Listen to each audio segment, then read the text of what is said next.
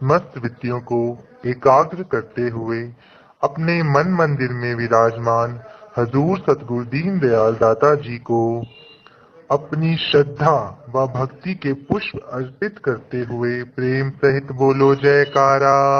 बोल मेरे श्री गुरु महाराज की जय।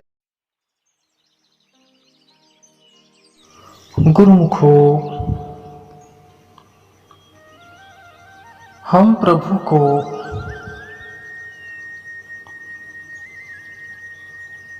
कैसे प्राप्त कर सकते हैं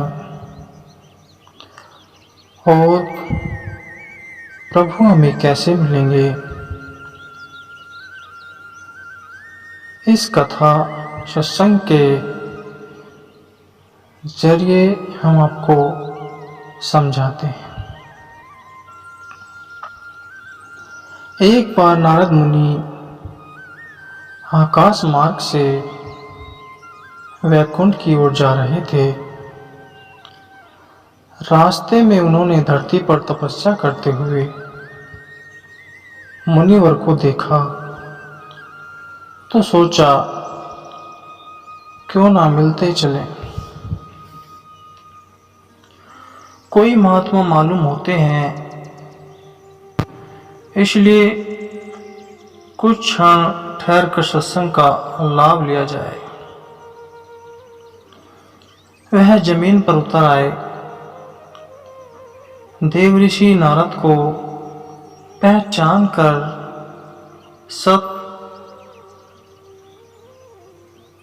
संत अत्यंत प्रसन्न हुए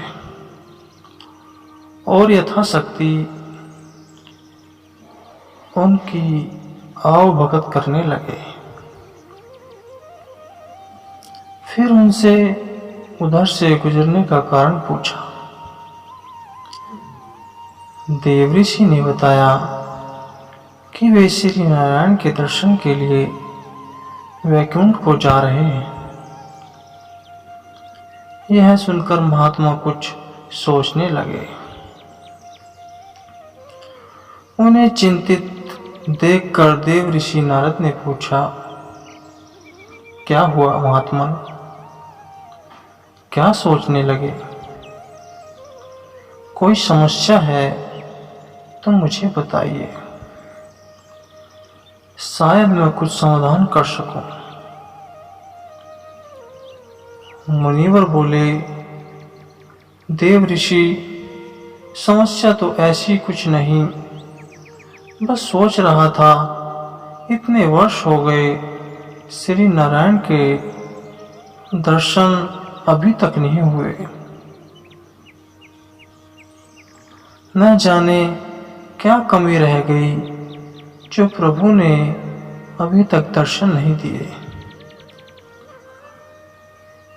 अब तो उम्र भी बीत चली, न जाने इस तपस्या का क्या परिणाम होगा।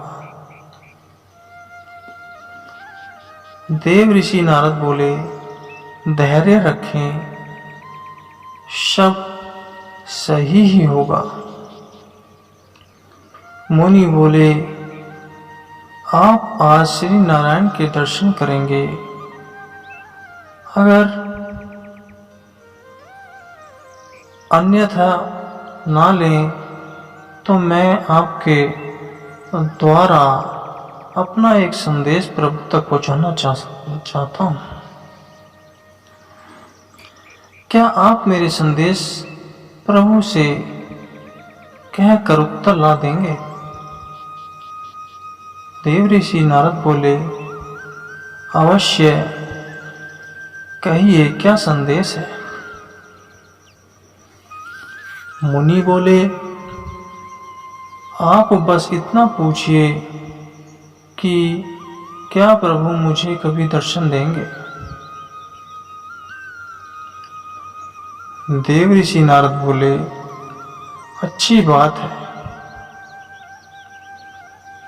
मैं आपका संदेश प्रभु को सुनाकर उत्तर लेकर इसी मार्ग से लौटूंगा।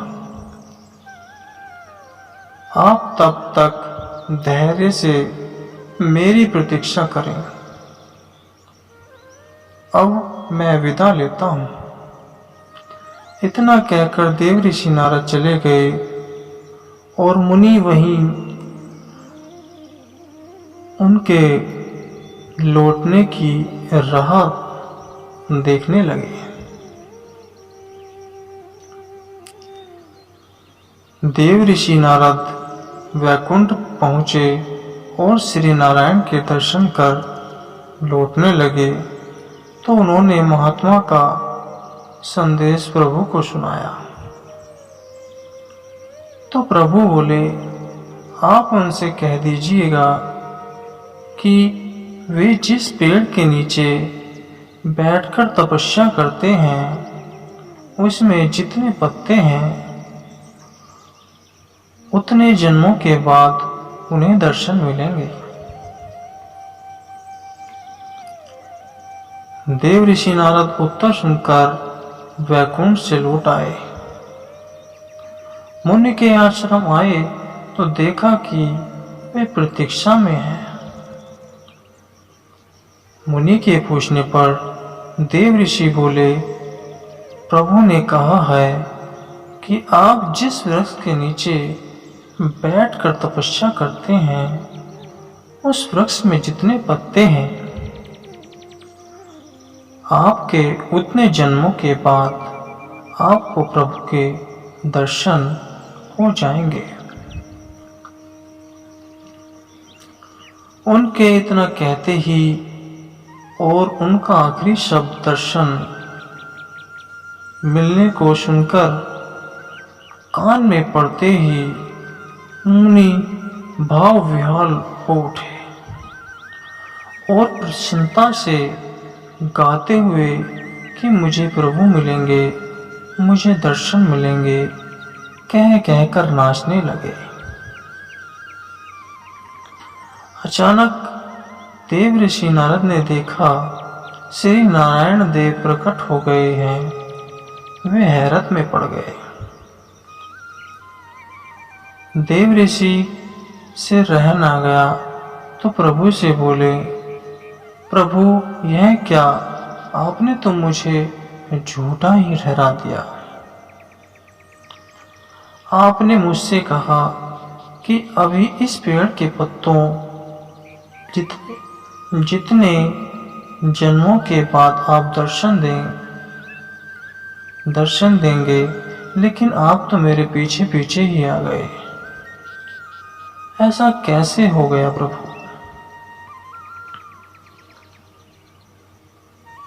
प्रभु बोले, देव ऋषि मैंने सत्य कहा था। वास्तव में तब ये मुनि जिस भाव अवस्था से तपस्या कर रहे थे उससे उन्हें उतने जन्मों के बाद ही दर्शन मिलने वाले थे, पर अभी तुम्हारे मुंह से मेरे दर्शन प्राप्ति का समाचार सुनकर वह एक क्षण में ही हृदयस्थ भावों के चरम पर पहुंच गए। इसलिए उनके सभी जन्मों की बाधा तत्काल ही दूर हो गई और मुझे आना पड़ा।